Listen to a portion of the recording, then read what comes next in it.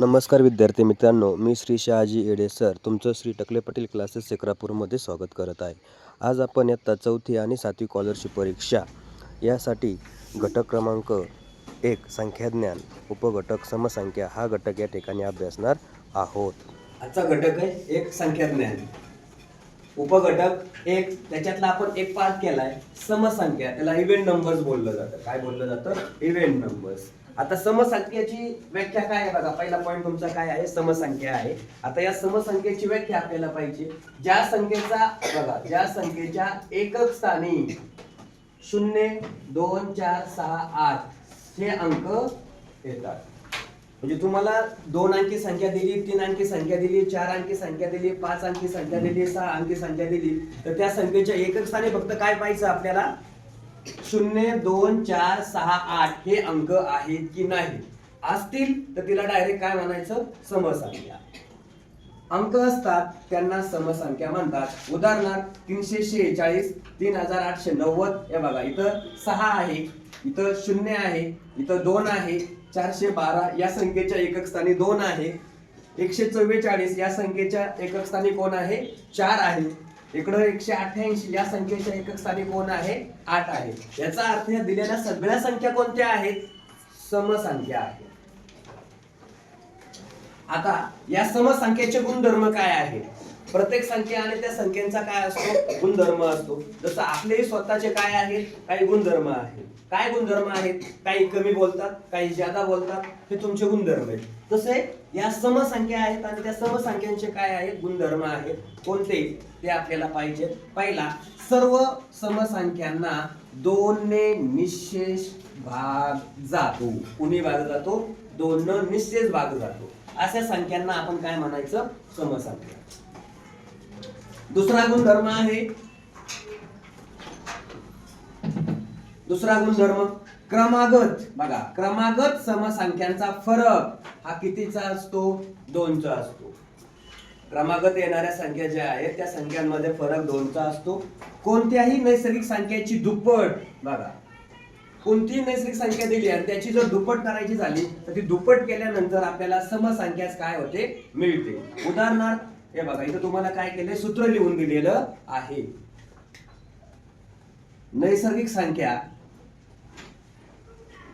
गुणिले 2 बरोबर काय? समसंख्या. नैसर्गिक संख्या कोणती आहे? 13. 13 गुणिले 2 उत्तर किती आलं? 24. याचा अर्थ काय झाला? आता 13 या नैसर्गिक संख्येला आपण विषम संख्या पण म्हणू शकतो. म्हणजे तुम्हाला नवीन सूत्र इथं काय मिळू शकतं? विषम संख्या गुणिले 2 बरोबर काय उत्तर यायला पाहिजे? समसंख्या. म्हणजे इथंच आपण नवीन एक सूत्र पण तयार करता येऊ शकतं. विषम संख्येला जर 2 न गुणलं तर आपल्याला काय मिळतं? समसंख्या मिळते.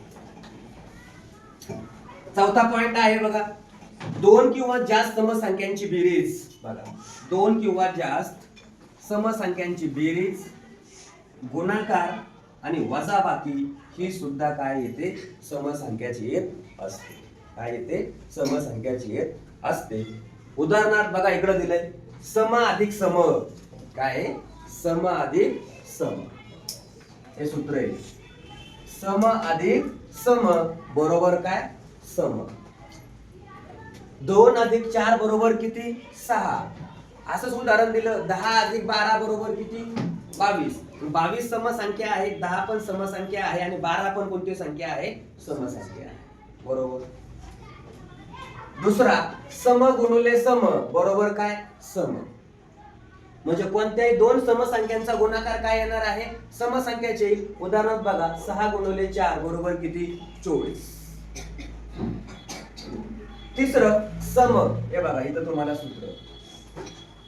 त्याच्यानंतर सम वजा सम. सम वजा सम बरोबर काय? सम. 10 वजा 2 बरोबर किती? 8. म्हणजे कोणत्याही 2 समसंख्यांची वजाबाकी किती येणार आहे? समसंख्या येणार आहे. मग इथं तुम्हाला काय म्हणतात? एक सी समसंख्या आहे तर त्याच्या पुढची समसंख्या कोणती होईल? 1 अधिक 2.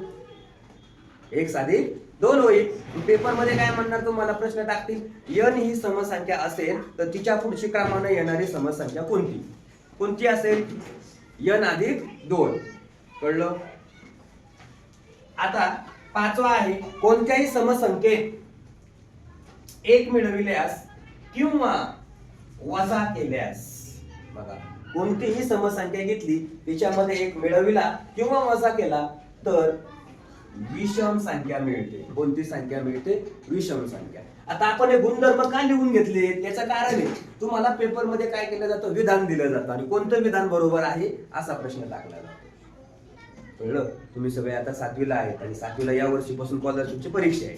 ह्याच्यात विधान, सत्य विधान कोणतं, 2 विधानं देतील, 3 विधानं देतील आणि त्याच्यावरून सांगतील सत्य विधान कोणतं किंवा असत्य विधान कोणतं. तर विधान कोणते असतील, हे जे इथं दिलेले विधान आहेत ते विधान तुम्हाला त्या ठिकाणी दिले जातील. आता उदाहरणार्थ बघा, सम अधिक विषम काय भेटलं बघा, सम अधिक एक संख्या कोणती भेटली, विषम. कळलं? सम अधिक एक संख्या कोणती भेटली, विषम भेटली. उदाहरणार्थ बघा, 4 अधिक 1 बरोबर किती, 5. 5 संख्या कोणती आहे, विषम. 4 संख्या कोणती आहे, समय. 1 संख्या कोणती आहे, एक मिळवायला सांगितलेले त्यांनी. दुसरं बघा, सम वजा 1. सम संख्येतून 1 वजा केलं तर उत्तर किती मिळतं, विषम संख्या मिळते. मग बघा, 8 वजा 1 बरोबर किती, 7. मग ही 7 ही कोणती संख्या आहे, विषम संख्या आहे. मग 14 वजा 1 कोणती संख्या मिळणार, 13. 15 वजा 1 कोणते मिळणार, कोणते मिळणार. इथं काय दिलंय, 15 मी कोणती घेतली होती, विषम घेतली होती. कळलं का? आता एक सी जर समसंख्या दिली तर त्याच्या पुढची समसंख्या कोणती येणार, 1 अधिक 2 येणार. कोणती येणार, 2. मग तुम्हाला पेपर मध्ये प्रश्न काय टाकू शकतात ते, n ही समसंख्या असत तर त्याच्या पुढची क्रमाने येणारी समसंख्या कोणती. तर त्या n मध्ये फक्त किती मिळवायचे, 2. किती मिळवायचे, 2. आणि जर मागची म्हटलं तर n ही समसंख्या आहे, त्याच्या मागची समसंख्या कोणती, n - 2. मागची म्हटलं तर मायनस करायचे, पुढची म्हटलं तर प्लस करायचे. पण किती प्लस करायचे, 2. आणि मागची म्हटलं तर किती मायनस करायचे, 2 मायनस करायचे. कळलं? हे झालं तुमचं कोणतं, समसंख्या हा टॉपिक याच्यावर.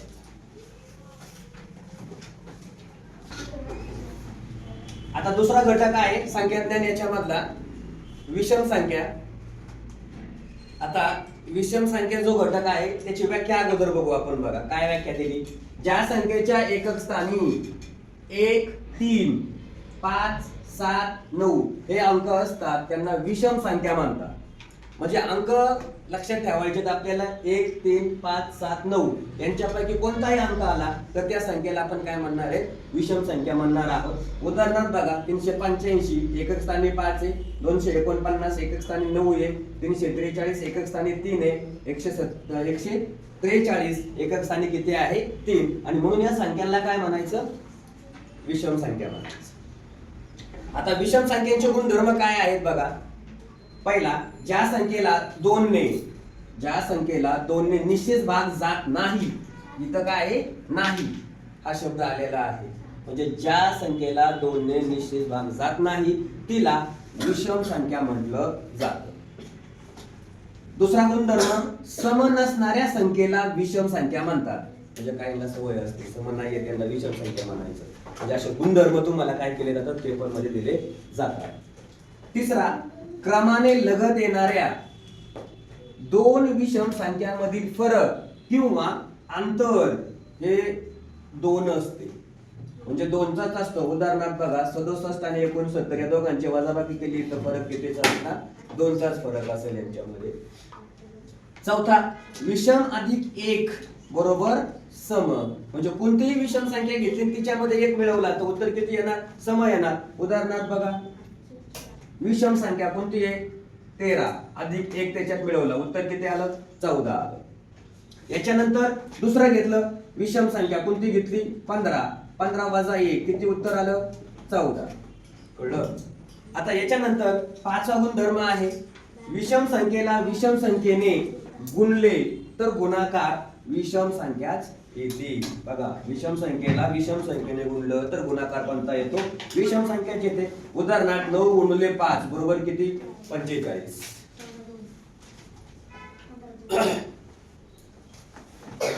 विषम संख्येला 2 ने पाठीमागे आवाज येतोय, विषम संख्येला 2 ने भागल्यास बाकी 1 उरते. बघा, विषम संख्येला 2 ने जर भागलं तर बाकी किती उरते? 1 उरते. उदाहरणार्थ 2 न 5 ला भागलं, 2 ही संख्या कोणती आहे? समय.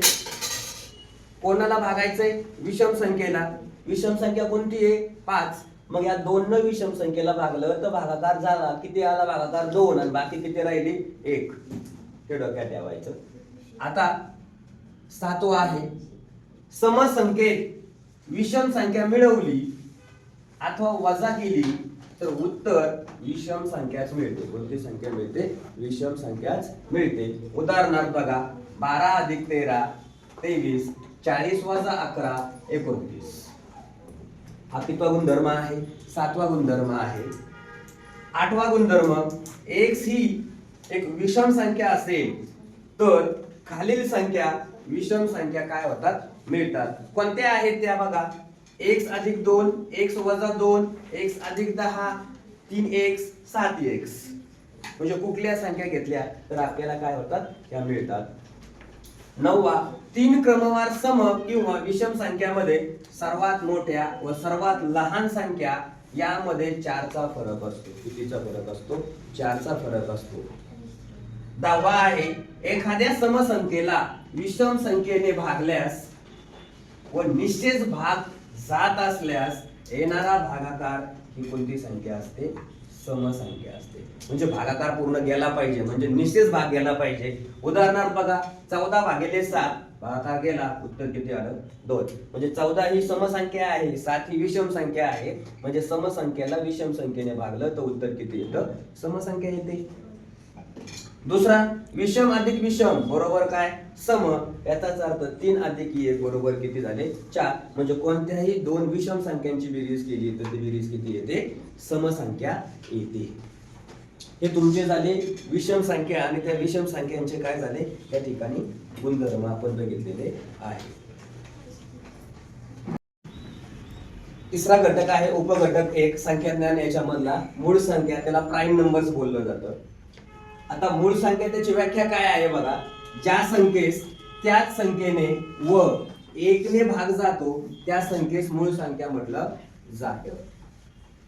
उदाहरणार्थ 1 ते 100 मध्ये किती मूळ संख्या आहेत त्या आपल्याला पाहिजेत. बघा, 2, 3, 5, 7, 11, 13, 17, 19, 23, 29, 31, 37, 41, 43, 47, 53, 59, 61, 67, 71, 73, 79, 83, 89, 97 अशा 1 ते 100 मध्ये 25 मूळ संख्या आहेत. आता बघा, यांनी आपल्याला व्याख्या दिली होती, ज्या संख्येस त्याच संख्येने भाग जातो. उदाहरणार्थ 2 ला 2 नेच भाग जाईल, 3 ला 3 नच भाग जाईल आणि 1 न भाग जाईल.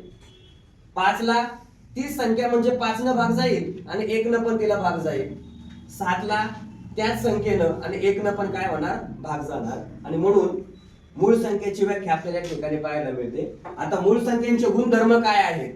प्रत्येक संख्या ज्या आहेत त्यांचे गुणधर्म असतात. पहिला गुणधर्म आहे, संयुक्त नसलेल्या संख्यांना मूळ संख्या म्हणतात. ज्या संख्या आहेत नैसर्गिक संख्या अनंत असतात, तसं संयुक्त नसलेल्या संख्यांना काय म्हणायचं? मूळ संख्या म्हणायचं. दुसरा, मूळ संख्या 2 संख्यांच्या गुणाकाराच्या रूपामध्ये लिहिता येत नाही. एखादा मंडळ सर 1 आणि 2 यांचा गुणाकार केला तर उत्तर किती येतं? 2च येतं. पण 1 ही संख्या मुळात मूळ संख्या पण नाहीये आणि संयुक्त संख्या पण नाही, म्हणून दोघांच्या लगतच्या संख्येचा गुणाकार करता यायचा नाही मूळ संख्येच्या बाबतीत. त्याच्यानंतर तिसरा, 1 ही मूळ संख्याही नाही आणि संयुक्त संख्या पण नाही. 1 ही संयुक्त संख्या पण नाही आणि मूळ संख्या पण नाही.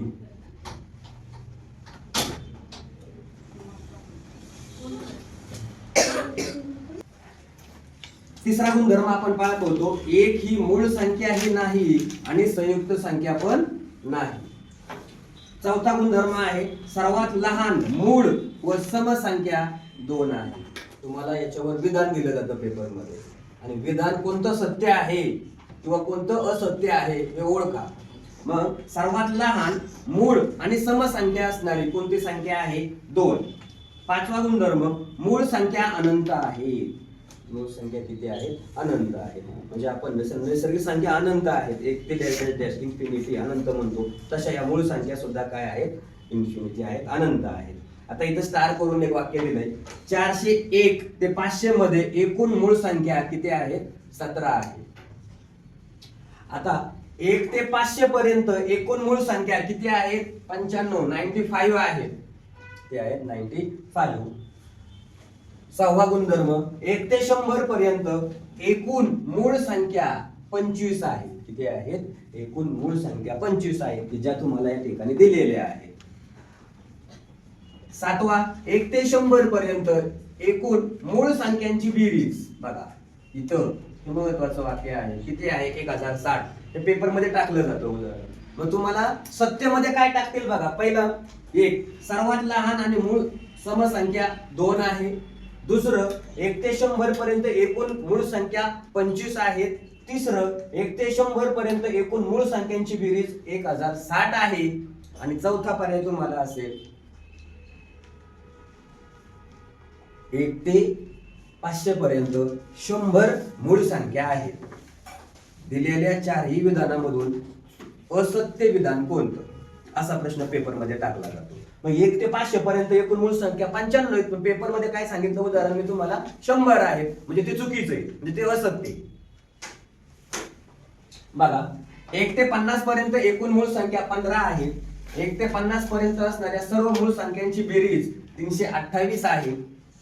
10वा 101 ते 200 मध्ये एकूण मूळ संख्या 21 आहेत. कोणत्या आहेत त्या बघा इथे दिलेल्या आहेत. 101 ते 200 मध्ये 101 103 107 109 113 127 131 137 139 149 151 157 163 167 173 179 181 191 193 197 आणि 199. ह्या काय झाल्या 101 ते 200 मध्ये असणाऱ्या एकूण मूळ संख्या झाल्या किती आहे 21. आता 201 ते 30 मध्ये 300 201 ते 300 मध्ये एकूण मूळ संख्या किती आहे 16 आहे. कोणत्या आहेत बघा 211 223 227 229 233 239 241 251 257 263 269 271 277 281 283 293. ह्या झाल्या 201 ते 300 मध्ये असणाऱ्या एकूण मूळ संख्या किती आहेत 16. आता 301 ते 400 मध्ये एकूण मूळ संख्या किती आहेत 16 आहे. आता हे दोन होमवर्क तुमच्यासाठी म्हणजे 301 ते 400 याच्यामध्ये कोणत्या मूळ संख्या आहेत 16 आहेत, पण कोणत्या आहेत ते तुम्ही लिहिणार. त्याच्यानंतर 401 ते 500 मध्ये एकूण मूळ संख्या किती आहे 17 आहे, तेही तुम्ही काय करणार लिहिणार. आणि तिसरा होमवर्क म्हणजे तुम्हाला काय इथं 101 ते 200 मध्ये असणाऱ्या एकूण मूळ संख्यांची बेरीज किती.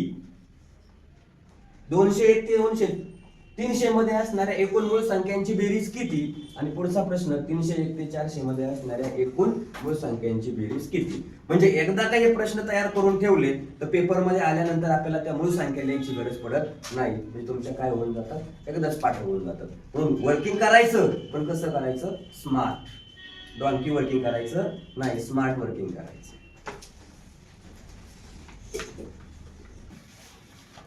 पुढचा टॉपिक आहे जोडमूळ संख्या. कोणाला म्हणायचं त्याची व्याख्या आहे बघा.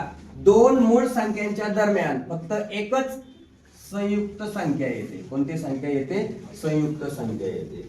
म्हणजे याच्यासाठी आपण अगोदर काय केलंय मूळ संख्या बघितल्यात 1 ते 500 पर्यंत बघितल्यात. 1 ते 100 पर्यंत आपल्या पाठ पाहिजेत. 1 ते 500 पर्यंत हे आपल्या पाठ पाहिजेत. मग या मूळ संख्यामध्ये दोन मूळ संख्यांच्या दरम्यान फक्त एकच संयुक्त संख्या असल्यास त्यांना जोडमूळ संख्या बोललं जातं. दुसरी व्याख्या आहे दोन मूळ संख्यामधील फरक. बघा दोन मूळ संख्यामधला फरक हा कितीचा असला पाहिजे 2चा असला पाहिजे तर त्या संख्यांना जोडमूळ संख्या म्हटलं जातं. हे ध्यानात ठेवायचं. मग 1 ते 100 पर्यंत जोडमूळ संख्यांच्या एकूण जोड्या किती जोड्या आहेत 8. हेही विधान पेपर मध्ये टाकलं जाऊ शकतं. कोणतं 1 ते 100 पर्यंत जोडमूळ संख्यांच्या एकूण जोड्या 8 आहेत. दोन मूळ संख्यामधील फरक दोनचा असल्यास त्यांना मूळ संख्या नाही तर जोडमूळ संख्या म्हणतात. मग तुम्हाला मूळ संख्याचा एखादं दिली आणि असत्य कोणतं किंवा सत्य कोणतं असा प्रश्न विचार. मग आता बघा उदाहरणार्थ 3 5 ही एक जोडमूळ संख्यांची जोडी आहे. 5 7 11 13 17 19 29 31 41 43 59 61 71 73 ह्या 8 एकूण संख्या आहेत की ज्या जोडमूळ संख्या आहेत. आता वर दिलेल्या नियमामध्ये टॅली होते का ते पाहूया. बघा 3 आणि 5 या दोघांमधला फरक कितीचा आहे 2चा. इकडं 73 आणि 71 यांच्यामध्ये फरक कितीचा आहे 2चा. म्हणजेच दोन मूळ संख्या यांच्यामध्ये फरक कितीचा असतो 2चा असतो. हे आपल्याला माहिती असायला पाहिजे. असा हा टॉपिक तुमचा कोणता झाला जोडमूळ संख्या. घटक आहे संयुक्त संख्या, त्याला कंपोजिट नंबर बोललं जातं. कंपोजिट नंबर म्हणजे संयुक्त संख्या. आणि कशा ओळखायच्या बघा. संयुक्त संख्येच्या अगोदर व्याख्या पाहू आपण. नैसर्गिक संख्येतून एक व मूळ संख्या काढल्यास उर्वरित सर्व संख्यांना संयुक्त संख्या म्हणतात. कोणत्या संख्या काढायच्यात एक आणि मूळ संख्या. आता मूळ संख्या किती आहेत 1 ते 100 मध्ये 25. त्या 25 वजा करायच्या. एक संख्या वजा करायची म्हणजे किती वजा झाले 74 राहिले फक्त. मग 100 पर्यंत एकूण संयुक्त संख्या किती आहेत 74 आहेत. दुसरा संयुक्त संख्येची सुरुवात 4 या समसंख्येपासून होते. हे एक लक्षात ठेवायचं. विधान पेपर मध्ये टाकलं जाऊ शकतो तुम्हाला स्कॉलरशिपच्या. 4 ही कोणती संख्या आहे समसंख्या आहे. म्हणजे संयुक्त संख्येची सुरुवात 4 या समसंख्येपासून होते. संयुक्त संख्येचे गुणधर्म काय आहेत बघा. एक ही संयुक्त संख्या नाही आणि मूळ संख्या पण नाही. हे पाहिलेलं आहे अगोदर आपण.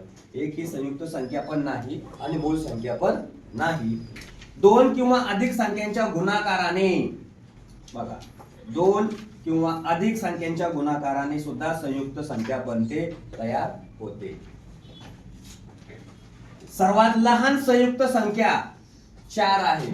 सम विचारली तरी 4 आणि लहान विचारली तरी सुद्धा काय 4 ही संयुक्त संख्या आपल्याला या ठिकाणी पाहायला मिळते. हे झाले संयुक्त संख्यांचे काय गुणधर्म आपल्याला या ठिकाणी पाहायला मिळतात. आता याच्यानंतर बघा पुढचा आहे सहमूळ संख्या. आता ज्याला मूळ संख्या येतात ज्याला संयुक्त संख्या येतात त्याला सहमूळ संख्या यायला काही अडचण नाही. ज्याला जोडमूळ संख्या येतात मग सहमूळ संख्येला को प्राईम नंबर्स म्हटलं जातं. काय म्हणायचं को प्राईम नंबर्स. मग याची व्याख्या बघा. ज्या दोन संख्यांमध्ये एकही सामायिक अवयव नसतो. काय सांगितलं एकही सामायिक अवयव नसतो म्हणजे विभाजक नाहीये त्यांचा. त्यांनाच सहमूळ संख्या म्हटलं जातं. एक या व्यतिरिक्त एक ही संख्या सोडून द्यायची आहे. ती सोडल्यानंतर इतर असं जर सापडला एखादा तर त्याला आपण म्हणू शकतो एक या संख्या व्यतिरिक्त. काय सांगितलं होतं एक या संख्ये व्यतिरिक्त एक संख्या सोडून द्यायची बाकीचे. म्हणजे ज्या दोन संख्यांमध्ये एकही सामायिक अवयव नसतो त्यांना सहमूळ संख्या म्हटलं जातं. आता या सहमूळ संख्येचे गुणधर्म काय आहेत बघा. सहमूळ संख्यांचा मसावी किती असतो 1. हे पण विधान पेपर मध्ये टाकलं जाऊ शकतं. सहमूळ संख्यांचा मसावी 1 असतो. सहमूळ संख्यांचा लसावी त्यांच्या गुणाकारा इतका असतो. म्हणजे ज्या दोन संख्या दिल्या जातील त्यांच्या गुणाकारा इतका आपल्याला काय मिळतो लसावी मिळतो. तिसरा क्रमागत असणाऱ्या कोणत्याही दोन नैसर्गिक संख्या ह्या सहमूळ संख्या असतातच. म्हणजे कोणत्या संख्या सांगितल्या क्रमानं येणाऱ्या. मग उदाहरणार्थ बघा 9 व 10 ला कोणत्याही एका संख्येने भाग जात नाही. एक सोडून द्यायचा. 2च्या पाड्यात 9 आणि 10 आहेत का नाहीयेत. 3च्या पाड्यात आहेत का नाहीयेत. म्हणजे या संख्येने 9 आणि 10 ला भाग जात नाही आणि म्हणून यांना काय म्हणायचं सहमूळ संख्या म्हणायचं. दुसरं उदाहरण बघा 5 व 15 या संख्यांना 5 हा एकच संख्येने काय होतो भाग जातो आणि म्हणून या संख्यांना सहमूळ संख्या नाहीये म्हणत नाहीये. उदाहरणार्थ बघा 5 5 ला कितीनं भागा? 5 न भागा, उत्तर किती आलं? 1. त्याच्यानंतर 15 ला कितीनं भागा? 5 न भागा, उत्तर किती आलं? 3. याचा अर्थ 5 या एकाच संख्येने दोघांनाही भाग जातो, म्हणून ही सहमूळ संख्या नाही. या दोघांमधला हा फरक आपल्या काय झाला पाहिजे? लक्षात आला पाहिजे. कळलं? त्रिकोणी संख्या याची व्याख्या बघा काय दिलेली आहे. दोन क्रमवार नैसर्गिक संख्यांचा गुणाकाराच्या निमपटीस त्रिकोणी संख्या म्हणतात. म्हणजे कोणत्याही दोन क्रमवार संख्या घ्यायच्या, त्यांचा गुणाकार करायचा आणि त्यांची निमपट करायची. निमपट म्हणजे दोन्ही भागायचे. त्या संख्येला आपण काय म्हणतो? त्रिकोणी संख्या म्हणतो. गुणधर्म काय आहे त्याचे बघा. क्रमवार संख्यांची बेरीज केली असता त्रिकोणी संख्या मिळते. मग क्रमवार संख्या कोणत्या? 1, 2, 3, 4, 5 या क्रमानं येणाऱ्या संख्या आहेत. त्यांची जरी बेरीज केली तरी आपल्याला त्रिकोणी संख्या मिळते. दुसरा गुणधर्म आहे, सर्वात लहान त्रिकोणी संख्या 1 आहे. 1 ते 100 पर्यंत एकूण त्रिकोणी संख्या 13 आहे. किती आहेत? 13 आहेत. 1 ते 100 मध्ये त्रिकोणी संख्या कोणत्या कोणत्या आहेत बघा. 1, 3, 6, 10, 15, 21, 28, 36, 45, 55, 66, 78 आणि 91. एकूण किती झाल्या बघा? 13 संख्या झाल्या 1 ते 100 मध्ये. 1 ते 100 मध्ये एकूण त्रिकोणी संख्या किती झाल्या? 13. पाचवा पॉइंट आहे, 100 ते 200 मध्ये त्रिकोणी संख्या किती आहेत? 6 आहेत. कोणत्या कोणत्या आहेत बघा. 105, 120, 136, 153, 171, 190. एकूण हे बघा 3 आणि हे 3 किती झाल्या? 6. पण याच्यात तुम्हाला जर असा प्रश्न टाकला गेला 100 ते 50 मध्ये बघा, 100 ते 50 मध्ये त्रिकोणी संख्या किती येतं? इथून 3 झाल्या आणि इकडच्या 3, म्हणजे 150 ते 200 मध्ये किती त्रिकोणी संख्या आहेत? 3. 200 ते 300 मध्ये एकूण त्रिकोणी संख्या किती आहेत? 5. 210, 231, 253, 276 आणि 300. 3 आणि ह्या 2, 5. हे झालं 200 ते 300 मध्ये एकूण त्रिकोणी संख्या. आता त्रिकोणी संख्या काढण्यासाठी शॉर्टकट मध्ये सूत्र काय आहे? दिलेली त्रिकोणी संख्या काढायची असेल तर n कंसात n अधिक 1 छेद 2. याचा अर्थ काय? 1 दिला तर काय करणार आहे तुम्ही? 1 त्याच्या पुढची संख्या घ्यायची 2, त्या दोघांचा गुणाकार करायचा. किती आला? 2. त्याला 2 ने भागायचं. किती उत्तर आलं? 1. म्हणजे 1 ही त्रिकोणी संख्या आहे. आठवा, 1 ते 100 मध्ये त्रिकोणी संख्यांची बेरीज किती आहे? 455. 100 ते 200 मधील त्रिकोणी संख्यांची बेरीज 875 आहे.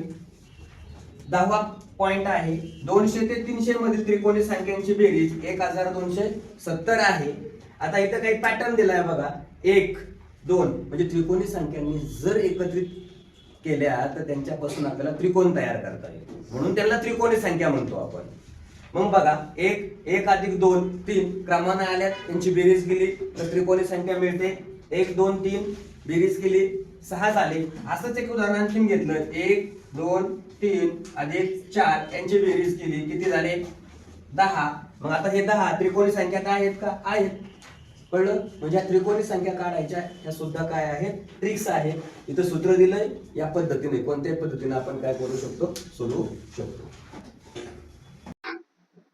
आजचा उपघटक आहे 1H रोमन संख्या चिन्हे. कुठला घटक आहे? रोमन संख्या चिन्हे. याच्यात रोमन संख्या चिन्हे लिहिण्याचे काही नियम दिलेले आहेत. नियम कोणते कोणते आहेत बघा. पहिला नियम आहे, रोमन संख्या लेखन पद्धतीमध्ये 0 या संख्येसाठी कोणतेही संख्या चिन्ह वापरलं जात नाही. म्हणजे जसं ग्रीक रोमन हे जे लेटर होते त्यावेळेस रोमन संख्या चिन्ह लिहिण्यासाठी 0 या संख्येसाठी कुठलंही चिन्ह नव्हतं. दुसरा आहे, या पद्धतीत अंकांना स्थानिक किंमत नसते. जे दिलेले अंक असतात त्या अंकांना काय नसते? स्थानिक किंमत नसते. जसं आपल्या देवनागरी लिपी आणि इंटरनॅशनल लिपी, इंटरनॅशनल म्हणजे आंतरराष्ट्रीय लिपी, यांच्यामध्ये काय असते? स्थानिक किंमत असते. तशी रोमन संख्या चिन्हामध्ये स्थानिक किंमत नसते. तिसरा पॉइंट आहे, IXCM या चिन्हांची पुनरावृत्ती होते. मग ते एकदा होईल, दोनदा होईल, तीनदा होईल. 3 पेक्षा जास्त कुठल्याही चिन्हांची पुनरावृत्ती होत नाही. मग आय म्हणजे 1, एक्स म्हणजे 10, सी म्हणजे काय खाली दिलेत बघा 100 आणि एम म्हणजे काय 1000. मग चौथा मुद्दा आहे व्ही एल डी आणि व्ही बार. त्या व्हीच्या डोक्यावरती काय केली एक रेषा मारलेली आहे, तिला बार असं म्हटलं जातं. याचा अर्थ काय होतो बघा, व्ही म्हणजे 5, एल म्हणजे 50, डी म्हणजे 500 आणि व्ही बार म्हणजे 5000. या चिन्हांची पुनरावृत्ती होत नाही, हे डोक्यात ठेवायचंय. व्ही एल डी व्ही बार या चिन्हांची पुनरावृत्ती होत नाही, म्हणजेच पुन्हा ते चिन्ह येत नाही. पाचवा, चिन्हांची 3 पेक्षा जास्त वेळा पुनरावृत्ती होत नाही. हे जे चिन्ह दिलेले आहेत म्हणजे कुठले खाली दिलेत बघा, I, V, X, L, C, D, माझा. म्हणजे आपल्या घरी एलसीडी असतो बघा, तो एलसीडी कोणाचा असतो, माझा म्हणायचा, दुसऱ्याचा म्हणायचं नाही. घरचे जरी म्हणले त्यांनी आणलेला असला तरी कोणाचा म्हणायचा, माझाच म्हणायचा. म्हणजे आय, व्ही, एक्स, एलसीडी, माझा. आता हे क्रमानं का दिले त्याच्या मागचं कारण काय आहे, तुम्हाला चढता क्रम आणि उतरता क्रम हा लिहिता आला पाहिजे. म्हणून बघा, I, V, X, L, C, D, माझा. मग I 1, V 5, X 10, L 50, C 100, D 500 आणि एम 1000. म्हणजे हा कोणता क्रम झाला, हा चढता क्रम. सी बार याला 5000 म्हणतात, एक्स बार याला किती म्हणतात, 10000 म्हटलं जातं. हे आहे रोमन चिन्हे लिहिण्याचे काही नियम. आता आय व्ही एक्स लिहिण्याचे नियम. आय व्ही एक्स म्हणजे कोण आहे, आय म्हणजे 1, व्ही म्हणजे 5 आणि एक्स म्हणजे 10. यांचे लिहिण्याचे नियम काय आहेत बघा. पहिला, आय व एक्स यापैकी एखादे चिन्ह 2दा किंवा 3दा एका पुढे एक लिहिले जाते, एका पुढे एक लिहिले जाते. आपल्या इंडियामध्ये लिहिण्याची पद्धत डावीकडून उजवीकडे कशी आहे, डावीकडून उजवीकडे वहीमध्ये लिहिलं जातं. मग आता लिहिल्यास बघा, एका पुढे एक लिहिल्यास त्यांची बेरीज करून संख्या आपल्याला काय होते, मिळते. उदाहरणार्थ I I double I I हे चिन्ह लिहिलं तर 1 अधिक 1 म्हणजे एका आईची किंमत 1, दुसऱ्या आईची किंमत 1, त्या दोघांची बेरीज केली 2. मग 2 ही संख्या आहे, पण ती संख्या कोणती, आंतरराष्ट्रीय संख्या म्हणलं जातं त्याला, इंग्रजी लिपी ज्याला बोललं जातं. नंतर एक्स एक्स 10 प्लस 10 बरोबर किती, 20. म्हणजे रोमन चिन्हामध्ये लिहायचं झालं तर एक्स एक्स आणि इंग्रजी मध्ये लिहायचं झालं तर 20. मग हे लिहिताना काय सांगितलं होतं, हे जर अंक 2दा किंवा 3दा एका पुढे एक लिहिले गेले तर त्यांची काय केली जाते, बेरीज केली जाते. दुसरा नियम आहे, आय व एक्स ही चिन्हे एका पुढे एक जास्तीत जास्त 3च वेळा लिहिता येतात, परत लिहिता येत नाही. म्हणजे 4 वेळेस, 5 वेळेस, 6 वेळेस लिहिता येत नाही. मग उदाहरणार्थ बघा, आय आय आय 3 वेळा लिहिला, याचा अर्थ या तिघांची बेरीज करायची. म्हणजे कोणाची बेरीज करायची, आईची किंमत, आय या चिन्हाची किंमत किती आहे ते लिहायचं, दुसऱ्याची लिहायची, तिसऱ्याची, नंबर लिहिले आणि त्यांची बेरीज केली. म्हणून 3 आय म्हणजे किती, नंबर 3. इकडं एक्स एक्स, मग आता हे लिहायचं कसं सांगितलं होतं, डावीकडून उजवीकडे लिहित चाललोय आपण, एकच चिन्ह दिलंय एक्स एक्स, हे 3 वेळा आलंय. मग संख्येत लिहिताना काय करायची, त्यांची बेरीज करायची. जास्तीत जास्त वेळा आल्यानंतर काय करून लिहितो आपण, वर इथं बघितलंय बघा, बेरीज करून लिहायची. याच्यानंतर फी फी हे रोमन चिन्ह आहे, त्याला इंग्रजीमध्ये 5 म्हणतात, 5 म्हणतात, मराठीत 5 आणि इंग्रजीमध्ये 5 म्हटलं जातं. हे चिन्ह एका पुढे एक लिहित नाहीत, हे महत्वाचं आहे. म्हणजेच काय, 15 ही संख्या पी व्ही अशी लिहिली जात नाही. मग कशी लिहितात, तर ती एक्स व्ही अशी लिहिली जातात. एक्स म्हणजे काय, हे बघा, एक्स म्हणजे 10 आणि व्ही म्हणजे काय, 5. या दोघांची जर बेरीज केली तर उत्तर किती मिळतं, 15. म्हणजे अशी लिहिली जाते, कोणती, 15 ही संख्या एक्स व्ही अशी लिहिली जाते, पण 5 5 अशी लिहिली जात नाही. अशी जर लिहिली तर तुमचं उत्तर चुकलं. लिहिली म्हणजे पर्यायामध्ये पण देणार 15 ही संख्या कशी लिहितात आणि ऑप्शन मध्ये काय करणार, हे पण देणार व्ही, नंतर एक्स व्ही पण देणार, 15 संख्या पण देणार आणि यापैकी नाही असा चौथा ऑप्शन देतील तुम्हाला. तुम्हाला त्याचं उत्तर काय करता आलं पाहिजे, लिहिता आलं पाहिजे. चौथा नियम आहे, आय किंवा व्ही यापैकी एखादे चिन्ह मोठ्या संख्येच्या चिन्हाच्या उजवीकडे लिहिले तर त्याची किंमत डावीकडील संख्येत मिळविली जाते. उदाहरणार्थ बघा, इथं फी आहे, इथं आय आहे. आता यांनी काय सांगितलं होतं, आय किंवा व्ही यापैकी एखादं चिन्ह मोठ्या चिन्हाच्या उजवीकडे. आता मोठं चिन्ह कोणतं, व्ही, आणि त्याच्या उजवीकडे कोणतं लिहिलेलं आहे, आय. मग ह्या वेळेस काय केलं जातं, त्याची किंमत मिळवली जाते. म्हणजेच फी आय म्हणजे 5 अधिक 1 बरोबर किती, 6. इकडं फी आय आय, फी म्हणजे 5 आणि हे आय आय म्हणजे 1 अधिक 1 मिळवून उत्तर किती भेटणार, 7. दुसरं उदाहरण बघा, x आय, x 10, आय 1 यांची बेरीज केली तर उत्तर किती मिळणार, 11.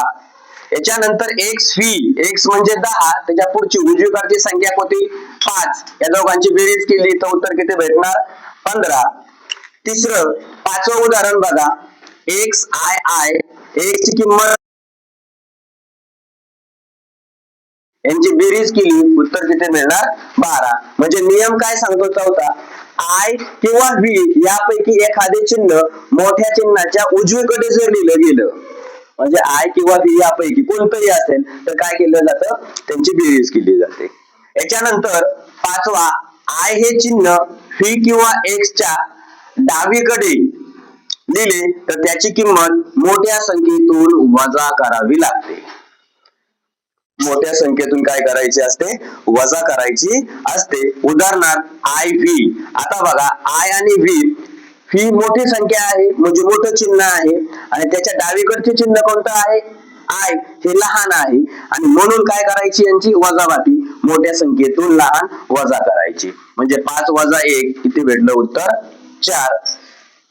आय एक्स, आय म्हणजे 1 आणि एक्स म्हणजे 10, 10 वजा 1 म्हणजे उत्तर किती भेटलं, 9. आता इथं स्टार केलाय आणि रेड, डेंजर झोन ज्याला बोललं जातं. आय, एक्स व सी ही तीनच चिन्हे अशी आहेत, कोणती, आय, एक्स, व्ही ही तीनच चिन्हे अशी आहेत की मोठ्या संख्येच्या डावीकडे लिहिता येतात. कोणाच्या, मोठ्या संख्येच्या डावीकडे लिहिता येतात.